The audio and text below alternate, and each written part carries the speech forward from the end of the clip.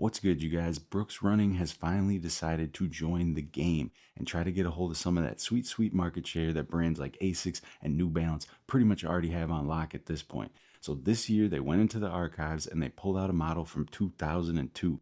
And when I first saw this model debuted, I was honestly immediately interested because if they're trying to compete, I think they picked a really compelling silhouette for that idea. There is a lot of dope aesthetics to this shoe, which I'm going to get into, but there is also some things about it that you're going to want to know before you go ahead and buy it. So stay tuned because today we're talking about the Brooks Running Adrenaline GTS 4. Now right away, just to get the packaging out of the way, it's pretty nondescript. You get the word mark and the logo on the lid in this white flat box, and you get it on the other sides as well. And then the cardboard material is actually what makes up those logos.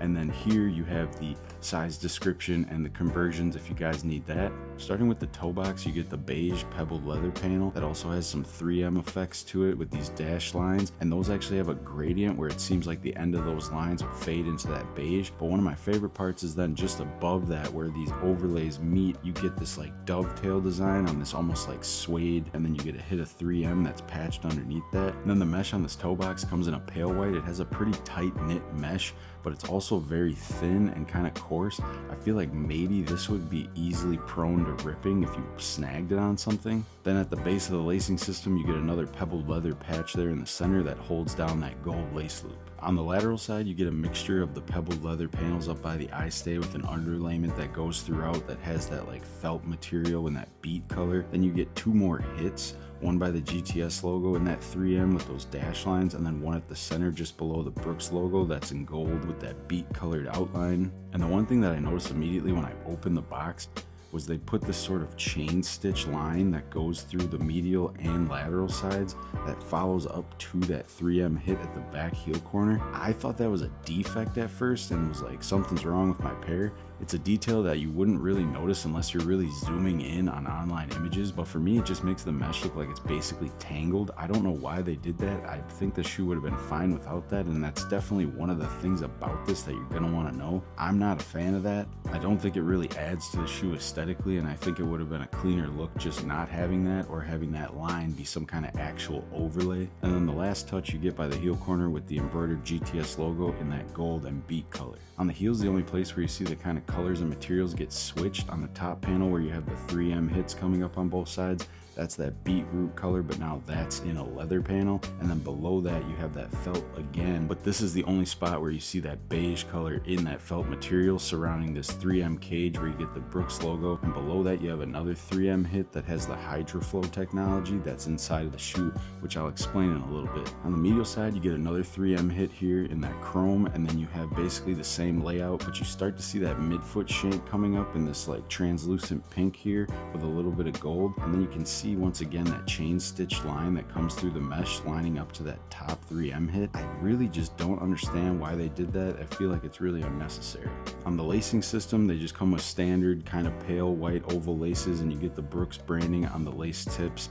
The tongue is actually in a darker tan mesh than you see on the outside of the shoe, and at the top where the tongue separates you get that different type of mesh and the Adrenaline GTS embroidered on that panel, splitting up that area. And then the center lace loop is in that gold with a white stripe. The mesh tight that you see at the tip of the tongue follows on the back of the tongue and then also on the heel collar. And then you just get a gray branded Ortholite insole on the inside. And the only thing different about this that I think is kind of nice is how wide it is compared to some other shoes. Then the midsole just comes in like a different shade of off-white, and you have the HydroFlow logo by the forefoot, and this whole texturing to most of it is almost like a really tightly knit sponge kind of texture. But then there are some more areas where you get like a checkered design in between that. And then on the medial side you have almost like a quilted type texture around this midfoot shank area. The outsole comes in primarily that beet color, and then it's offset with those off whites and off tans. And then at the midfoot shank you see that kind of translucent pink again with these gold hits on both sides. And then you can see this panel at the very center of the heel. There's some kind of a white plastic protruding from that that's translucent. Pushing up on that in hand is like hard as a rock. So I looked into what the HydroFlow technology actually was, and they say it's basically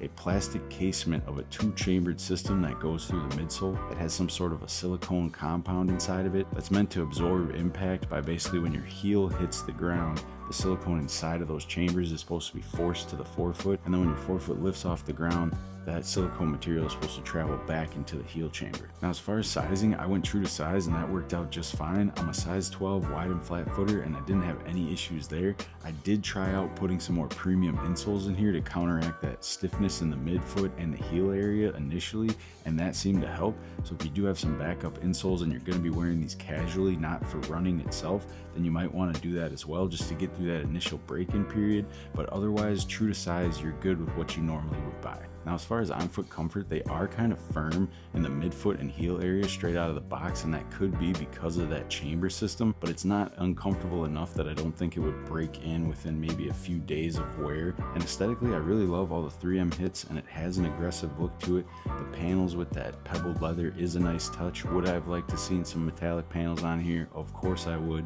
And that GTS branding by the heel corner is dope as well, and I really wanted to like this shoe, but honestly, having it in hand between that mesh that just kind of feels cheap, to be honest, and then whatever that chain stitch thing is that just makes your mesh look like it's like pulled, like someone already snagged it, that alone would have been enough for me to want to return these. And I was gonna keep them anyways and just kind of feel them out, see if they get more comfortable. But then on top of it, I have this defect here in the toe cap, where you have that wonky stitched panel, and I mean, that's the down shot, so I'm going to be looking at that every time I wear them, and I just can't do it. It might be a small defect for some people, but it's enough for me overall with these three things that I'm just going to send these back. And luckily, Brooks has like a run happy promise where you're able to return anything you buy within 90 days, allegedly, even if you wear it.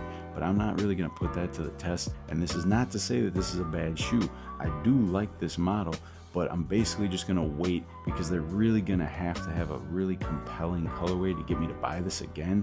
And there's not an exchange program, so you would literally have to return anything that you buy from them and then repurchase another one after you wait to get your money back. So keep that in mind if you are gonna buy from them. I recommend, if you wanna try this out with that 90-day return policy, definitely buy from their website directly so that you have that option. But overall, I'd probably give this shoe like a 7.5 out of 10. I mean, aside from them needing to use a better type of mesh and then remove that chain stitch thing and just come up with some better colorways, it's not a bad shoe at all. And anybody who is enticed by any of the colorways they currently have, feel free to check it out. But that's gonna wrap up my review on the Brooks Adrenaline GTS 4. If you guys wouldn't mind liking, commenting, or subscribing, that really helps to help grow the channel. And if I can find a better colorway of this that's more compelling in the future, you can bet I'll do a review on that too. But I'm gonna get out of here, so thanks for watching, and remember, life's short, so buy the shoes.